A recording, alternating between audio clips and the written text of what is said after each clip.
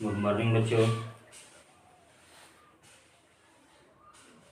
मैं अमित सर आपके सामने एक बार पुनः हाजिर हूँ और आप लोग को आज मैं दो भाइयों के द्वारा एक सिद्धांत बताया गया, एक नियम बताया गया जिसका नाम बायो-सेवर्ट का नियम कहलाता है। उसके बारे में आज हम आपको बताएंगे, उसका निगमन भी करवाया जाएगा और जो भी बच्चे अब तक अगर इस चैनल को सब्सक्राइब नहीं किए हैं तो वो कर लेंगे, ताकि प्रत्येक रोज़ एक वीडियो दो वीडियो जरूर डाला जा रहा है और वह अगर सब्सक्राइब किए रहेंगे तो आपके पास तुरंत पहुंच जाएगा, आपको सूचना भी मिल जाएगी और सब्सक्राइब करने में कोई आपको पैसा नहीं देना है। आप आराम से सब्सक्राइब करके उसको आप आसानी से देख सकते हो। जो भी त्रुटियाँ आपके सामने परेशानियाँ होंगी उसको आप दूर कर सकते हैं। तो आइए आपको बायो-सेवर्ट नियम के बारे में हम बताने जा रहे हैं। बायो-सेवर्ट का नियम है, इसको बहुत ध्यान से देखिएगा, एकदम कंप्लीट आज ही हो जाएगा। इसी वीडियो में पूरा का पूरा कंप्लीट हो जाएगा इस नियम के आधार पर। आइए, ये एक धारावाही चालक है, ध्यान दीजिएगा। मान लीजिए हमने इसका नाम दे दिया ए और बी, ए बी दे दो, पी क्यू दे दो, आर एस दे दो, जो भी एक नाम हम लोग दे दें। इस धारावाही चालक में एक सूक्ष्म खंड लिया गया है यहाँ से लेकर यहाँ तक, जिसकी हमने लंबाई डेल एल लिया है। सूक्ष्म खंड अल्पांश लंबाई जो है वो डेल एल है। इसके बाद आर दूरी पर स्थित एक बिंदु पी है जहां पर हमें चुंबकीय क्षेत्र की तीव्रता ज्ञात करनी है, जो चालक से कितने दूरी पर है, आर दूरी पर, और चालक से थीटा एंगल का कोण बना रहा है। कितने एंगल का? थीटा एंगल का कोण बना रहा है। अब हम इसके बारे में जानते हैं। कहा है कि किसी धारावाही चालक के एक अल्पांश डेल एल के द्वारा उत्पन्न चुंबकीय क्षेत्र में किसी बिंदु P पर क्षेत्र का मान, जो क्षेत्र का मान है, जो चुंबकीय क्षेत्र का मान है डेल बी, निम्न बातों पर निर्भर करता है। अब वो कौन सी बातें हैं यह आपको समझाने जा रहा हूं, ध्यान से देखिएगा। पहली बात कि चुंबकीय क्षेत्र डेल बी, चालक में प्रवाहित धारा, इसमें जो धारा आई बह रहा है, ये भी आई है, यहाँ भी ये आई है। जो धारा है वह चुंबकीय क्षेत्र डेल बी के अनुक्रमानुपाती होता है, प्रोपोर्शनल। तो हम इसको ऐसे लिख सकते हैं, डेल बी प्रोपोर्शनल आई। मतलब कह सकते हैं कि जो चुंबकीय क्षेत्र की तीव्रता है वह चालक में प्रवाहित धारा के अनुक्रमानुपाती होता है, डेल बी प्रोपोर्शनल आई। सेकंड आइए देखते हैं। सेकंड में है कि चुंबकीय क्षेत्र चालक की अल्पांश लंबाई मतलब सूक्ष्म लंबाई डेल एल के अनुक्रमानुपाती होता है। पुनः यहाँ प्रोपोर्शनल है। यहाँ कह सकते हैं कि जो डेल बी है, इस सूक्ष्म खंड की जो लंबाई है डेल एल, उसके क्या है, अनुक्रमानुपाती, del B proportional del L. तीसरा कंडीशन क्या है? तीसरा कंडीशन में कहा है कि चुंबकीय क्षेत्र बिंदु P की अल्पांश से, चुंबकीय जो क्षेत्र है बिंदु P की अल्पांश से जो दूरी r है उसके वर्ग के व्युत्क्रमानुपाती होता है। अनुक्रमानुपाती या व्युत्क्रमानुपाती मतलब अंतर होता है, व्युत्क्रमानुपाती होता है। हम इसको अर्थात में लिख सकते हैं, क्या लिख सकते हैं कि डेल बी प्रोपोर्शनल 1/r का square, del B proportional 1/r का स्क्वायर। यदि आपको दिखाई नहीं दिया होगा तो हम इसको यहाँ भी लिख सकते हैं, डेल बी प्रोपोर्शनल 1/r का स्क्वायर। यह है दूरी के वर्ग का व्युत्क्रमानुपाती होता है क्या, चुंबकीय क्षेत्र की तीव्रता। ये चीज आपका 3 कंडीशन है। इसके आगे और कंडीशन है, उसको मैं अभी बताने जा रहा हूँ, ध्यान से देख। अभी जो आगे वाला स्टेप है, ये 3 तो हो गया हम लोग का। 4 नंबर कहा है कि चुंबकीय क्षेत्र अल्पांश की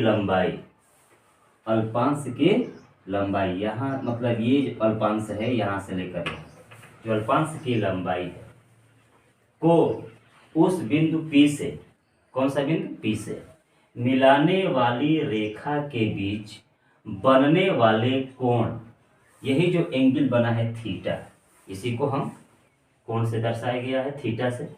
जो कोण की ज्या है, एक शब्द आया है यहाँ पर, वो शब्द है क्या, ज्या। ध्यान दीजिएगा, ज्या जो शब्द है वो अंग्रेजी का साइन से है, SINE। हम त्रिकोणमिति जब पढ़े होंगे तो वहाँ ज्या SINE होता है, बस हम इसको लिखते हैं SIN से दर्शाते हैं, लेकिन पूरा नाम इसका SINE है। हिंदी में इसको ज्या बोलते हैं। कोज्या होता है कोसाइन, टेंजेंट होता है स्पर्श ज्या, हम उसको टेंस से दर्शाते हैं। आइए हम यहाँ जाइन, केवल हम साइन की बात करेंगे। ज्या के अनुक्रमानुपाती होता है। अब हम संकेत के दर्शा सकते हैं कि del B proportional sine theta. अब आपके पास चार तथ्य आ गए। पहला तथ्य डेल बी प्रोपोर्शनल आई है, दूसरा तथ्य del B proportional del L है, तीसरा तथ्य है डेल बी प्रोपोर्शनल 1/r² है, और 4 नंबर है del B proportional sine theta है। आप स्क्रीनशॉट लेकर इसको आराम से लिख सकते हैं। अब हम इसी के आगे हम इन चारों तथ्यों को जब मिलाएंगे तब हम इसको आगे क्या पढ़ते हैं, किस तरह जाएगा, लिखेंगे उपयुक्त चारों कथनों से या तथ्यों से आपको क्या मिला कि जो डेल बी प्रोपोर्शनल है I del L sine theta 1/r²। Proportional I का भी है, प्रोपोर्शनल डेल एल का भी है, प्रोपोर्शनल साइन थीटा का भी है, और यहाँ पर प्रोपोर्शनल 1/r² कहो या डिसप्रोपोर्शनल r² कहो, ये दोनों कथनों से अंतर स्पष्ट हो जाता है। अब हम इसको जरा सजा कर लिख देंगे ऐसे, तो लिख सकते हैं आई डेल एल साइन थीटा, चूंकि बटा में है तो हम इसको यहाँ पर लिख सकते हैं। वास्तव में कहा जाए तो यही बायो सेवर्ट का तथ्य है, डेल बी प्रोपोर्शनल आई डेल एल साइन थीटा बटा r²। यह नियम, यह क्या है, नियम। अब इसी नियम को आगे बढ़ाते हुए कहा गया यदि चालक को निर्वात में रख दिया जाए, यदि चालक को किस में रख दिया जाए, निर्वात में। यदि चालक निर्वात में स्थित हो, ध्यान दीजिएगा, यदि चालक निर्वात में स्थित हो,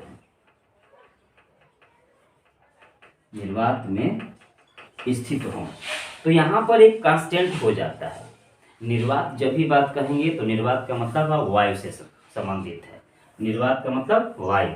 तो इस स्थिति में जो डेल बी होगा, अब हम बराबर का चिन्ह लगा देंगे तो एक हमारा नियतांक आएगा।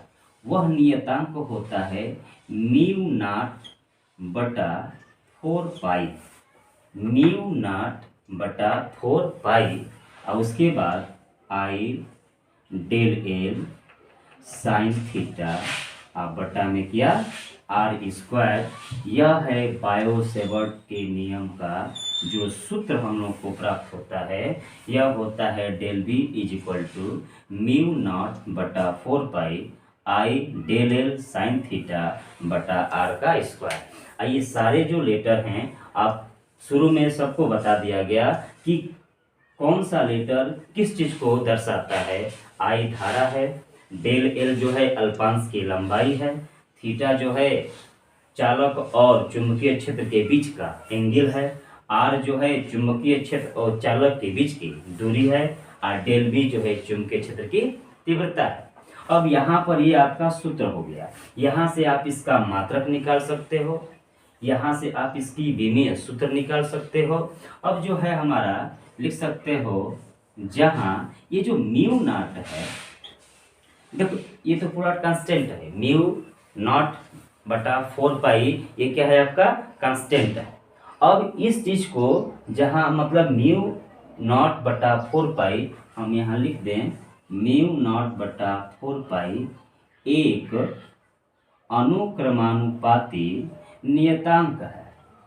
अनुक्रमानुपाती क्या है, नियतांक है। नियतांक है।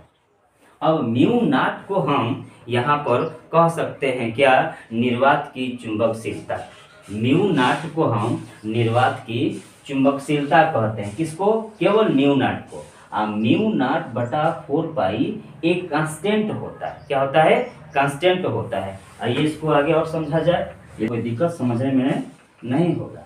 ये जो म्यू नॉट है यह क्या है? निर्वात की चुंबकशीलता होता है। अब इस स्थिति में हम कह सकते हैं एवं म्यू नॉट निर्वात की चुंबकशीलता कहलाती है।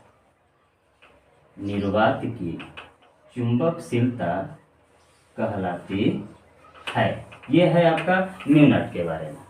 अब इस कांस्टेंट का कुछ मान होता है।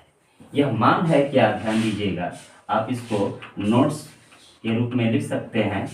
यह नोट्स क्या है कि म्यू नॉट अपान 4 पाई, म्यू नॉट बटा 4 पाई, इसका मान हो जाता है 10⁻⁻7।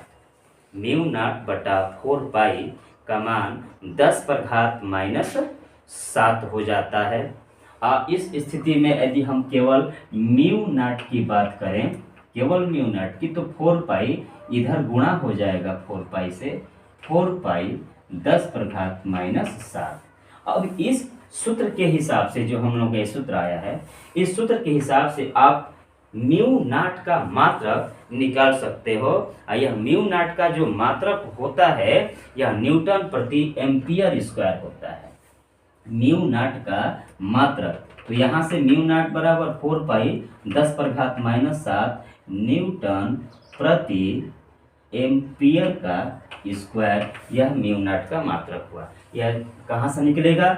इस सूत्र की सहायता से म्यू नॉट का मात्रक हम निकाल सकते हैं। अब आप लोग विमीय विश्लेषण या मापन और मात्रक जब पढ़े होंगे आप लोग, तो यह आसानी से आप किसी का मात्रक निकालना, विमीय सूत्र निकालना, आप 11 का ये सिलेबस है और आपको पढ़ाया गया है, आप उसको आसानी से देख सकते हैं और समझ सकते हैं। ये था बायो सेवर्ट का नियम। इस स्थिति में इसको भली भांति समझकर आप अपना कंप्लीट कर सकते हैं। इसमें किसी भी प्रकार की कोई परेशानी नहीं होगी। यदि आप शुरू से अंत तक इसको देखते हैं, तब बीच में छोड़ेंगे तो परेशानियां हमेशा बनी रहेंगी। इसलिए आप लोगों से रिक्वेस्ट मान लो कि आप कोई भी टॉपिक अगर बताया जा रहा है, उसको, उस टॉपिक को शुरू से अंत तक कंप्लीट कर लो, नोट्स कर लो और उसको बार बार दोहराओ, याद तो हो ही जाएगा। कहा जाता है, मतलब हम अपने हिसाब से कहते हैं तो हम तो गधों को पढ़ाते हैं, तुम लोग तो अदमीय हो। तो जरा ध्यान से पढ़ोगे तो हर टॉपिक हम पूरा करा देंगे आप लोगों को। इसलिए आप लोग हर वीडियो को भली भांति और बढ़िया से समझते हुए आप इसको बनाओ, ठीक है।